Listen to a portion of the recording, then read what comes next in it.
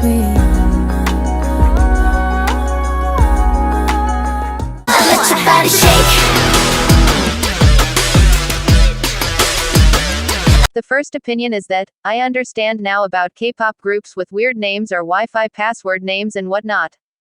You need a unique and/or weird-ass name to stand out so that when people search you up, they can find you on YouTube and other places. Like I know some groups that if you don't write K-pop after their name, or write their group name with their song after it, or write their Korean name, or have a link to their songs, you cannot find them. For example, there are 2 groups named Scarlet and 2 groups named Delight. There's also groups like Luminous, a GG who re-debuted into La Flor in 2023, that if you'd search them up you would get the boy group Luminous, so you'd have to search their debut song Focus 2 alongside their name. There's also the group Chocolate, that if you search up even Chocolate K-pop, you'd get the girl group Chocolat, which is a different girl group. Chocolate and Chocolat are 2 different girl groups from the 2010s-2015s era of K-pop, but both are spelt similarly. One is chocolate, the other is also chocolate but without the E. So I can understand why groups have these weird-ass names instead of names that make sense, considering how many groups debut in a year, and how many artists exist that you cannot just use a regular name, because someone else could also have that name, and using the group's name to search them up, you'd get another artist or maybe a song name that's more well-known. The next opinion is that, this is not a K-pop opinion alone, but a general music opinion. I like discovering new songs, new artists, new vibes. I have such an open taste. I love to check out different language musics. I like songs from hip-hop to R&B to trot to pop to indie to rock, anything as long as the vibes are nice even when the song is low quality too. But I hate when the song has good vibes enough to add to my playlist and the singer sounds nice too, but the lyrics are not that good for me and it turns me off completely. I don't want the lyrics to be like some masterpiece with advanced words that make the song come off as some lyrical genius, but I want the lyrics to at least not sound amateur or plain or like just boring. But there are times where the vibes, vocals and everything have been so good, that I didn't care about the bland lyrics.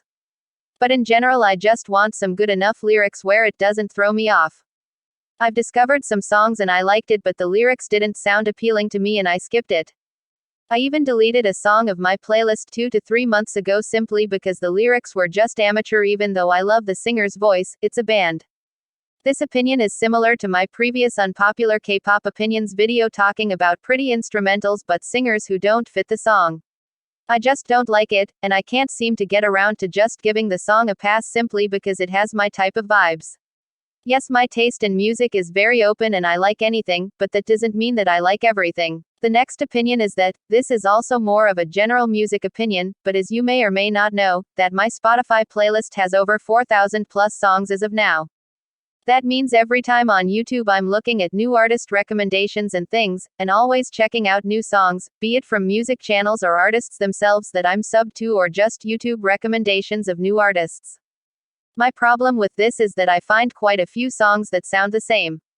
I'm not talking about the vibes of the song, but the way the song sounds in the instrumentals and/or the singing. They sound like the exact copy-paste of songs I've already heard before, so I don't really like them. As I said in the previous opinion, to sum it up, that my taste is very open and I can listen to anything, but there are certain times where I just cannot listen to the song because it sounds like music I've heard before from another artist.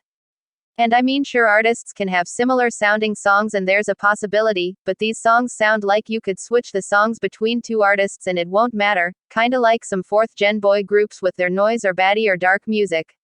I just hate that, because it doesn't make the song enjoyable if I've already heard the same elsewhere. The next opinion is that, I don't think that the A2K final girl group will be successful. I'm not sure if JYP is trying to make a K-pop group with Westerners, or a Western group trained for the West and trained the K-pop way. I'm not keeping up with the show, but I saw a teaser of A2K and I'm kinda confused. But if JYP is trying to make a Western group, I'm not sure they'll succeed as much, because in Western music there's no groups dominating the charts at the moment, and no groups are being talked about. I did see some little talk about groups like Flow and Boys World amongst some K-tubers, so I thought they were popular, since a lot of K-tubers mostly listen to popular artists, but they're not. So basically, if JYP is trying at a Western group, then they won't succeed no matter how much JYP tries, because no groups are successful ATM that I'm seeing and soloists are more popular in the West. The next opinion is that people who hype up Nugu adult groups or idols when they stumble upon them, is the group idol you're hyping up only good in your eyes because they're adults? What about the music, the talent, the skills? Does any of those matter to you, or do you just wanna stand them or hype them up or be like shocked because they're adults only? I don't understand you guys. Like, do y'all even care about the group or just blindly support them because they're adults and you have this dumb, adults are rare, minors debut more, mindset when it's something not true because you just don't wanna check up and hype up adults in the industry? If y'all really care, y'all would try to at least find adult idols or groups who are promoting and promote them on your channels instead of just believing that minors debut more and running with that on your channels. Also, if y'all believe that adults are rare in the industry, which they are not, if they were in reality, I'm sure you wouldn't wanna even promote those rare adults too and give them support for being adults. I don't believe y'all actually care for adults debuting, or else you guys would have been curious and tried to find for more K-pop group idols who are adults, because not every company wants to only debut minors, considering how many adults actually do exist in the industry, showing that companies still care about adults. The next opinion is that Bunny T's Body Shake, a debut of a girl group from 2023, is a perfect example of what quite a few popular, well-known K-pop songs nowadays are missing and need more of. Quite a few K-pop songs, not every single K-pop songs, but like the more popular, well-known ones, are becoming shorter in length. Body Shake by Bunny T has full verses, a pre-chorus, a chorus post-chorus where they do the full chorus post-chorus. By full I mean structure-wise it's full, and not like lyrically, because the chorus is empty with small lines till the post-chorus starts, for all its sections of the song, and a full bridge too. Structurally the whole song is perfect, and what songs nowadays aren't doing because they're skipping out on certain sections or keeping certain sections in the song and making them shorter, so then they get over in under 2 minutes or reach 3 minutes but barely pass 3 minutes 10 seconds. Also, Body Shake is 3 minutes 25 seconds, which in my opinion is a great length for a song, and even better in a sea where songs are becoming shorter and shorter. It's also a bop too, so go check it out.